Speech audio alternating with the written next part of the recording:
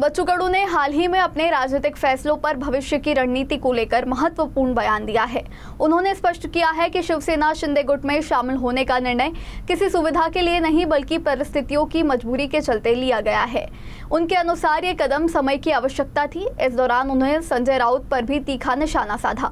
ज्या ज्या कोपऱ्यात जाता येईल त्या त्या सगळ्यांच्या हाती सगळ्यांच्या मनात हा आदरपूर्वक शिवसेनेचा झेंडा, शिवसेनेचा धनुष्यबाण सन्मानपूर्वक वाटलं पाहिजे का ही शिवसेना माझी आहे, आमच्या सर्वांची आहे, सगळ्यांना घेऊन चालणारी आहे।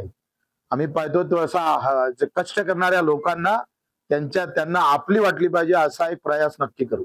कसं आहे की जादूची कांडी नाही आहे, तुम्हाला जरी मुख्यमंत्री केलं तर तसं होणार नाही, पण प्रयत्न केल्याशिवाय राहणार नाही। प्रामाणिक प्रयत्न आमचा राहील आणि आम्ही सांगतोय, आम्ही नेहमी म्हणायचं आहे की आम्ही काही मुंबई दिल्ली वाल्याचा गुलाम नाही आहे नेत्यांचा, मी सामान्य माणसाचा गुलाम आहो। पण आता लोकांना वेळ आणली, ज्यांना आम्ही नेते समजत होतो त्यांनीच आम्हाला आता नेत्याचा गुलाम करायचं ठरवलं आहे।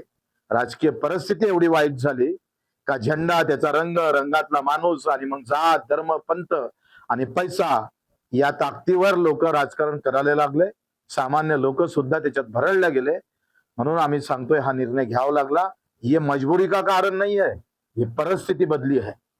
परिस्थितीमुळे आम्ही निर्णय घेतलेला आहे आणि म्हणून आम्ही तेवढाच कणखरपणा, तोच बाणा शेतकरी, शेतमजूर, कष्टकऱ्यांचा अतिशय ताकदीने ठेवू।